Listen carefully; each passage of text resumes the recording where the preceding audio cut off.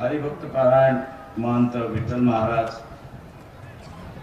या व्यासपीठावरती उपस्थित महाराष्ट्राचे 10 मिनिटात कार्यक्रम संपणार आहे। खाली बसा। मुख्यमंत्री देवेंद्र फडणवीस, पालकमंत्री धनंजय मुंडे, या मतदारसंघातल्या खासदार प्रीतमताई मुंडे,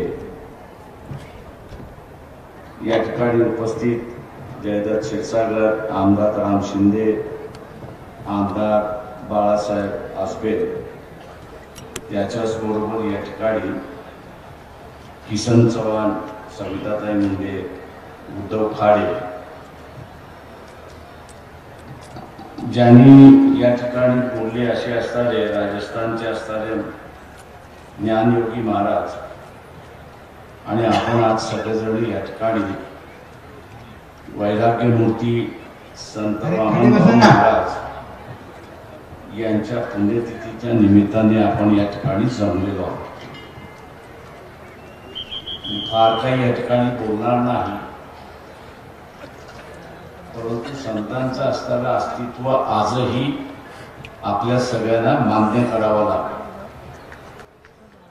आणि ते मान्य यासाठी करावं लागेल की त्यांनी असणारं आपल्यावरती असणारं एक जबाबदारी दिली, आणि ती म्हणजे ही जी जाती प्रथा जी आहे माणसामध्ये, ती त्यांच्या काळामध्ये त्यांनी मिटवण्याचा प्रयत्न केला, आणि त्यांच्या मिटवण्याच्या प्रयत्नातूनच आपल्याला असणारं शिवाजी महाराजांचं मावळ्यांचं राज्य या ठिकाणी उपस्थित झालं आपल्याला दिसतंय।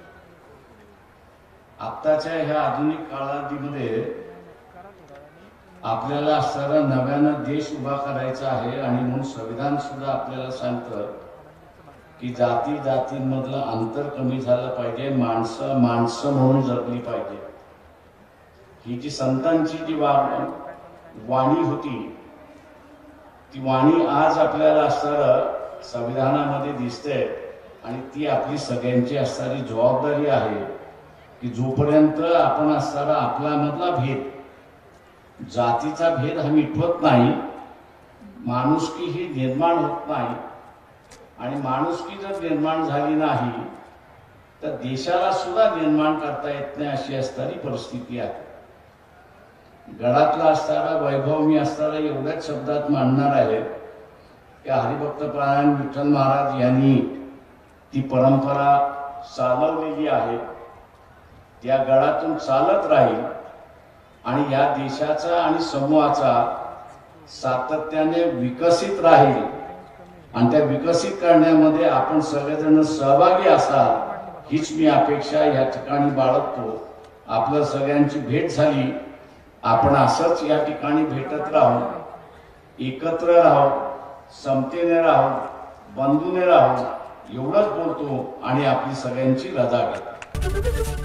एबीपी माझा, उघडा डोळे बघा नीट।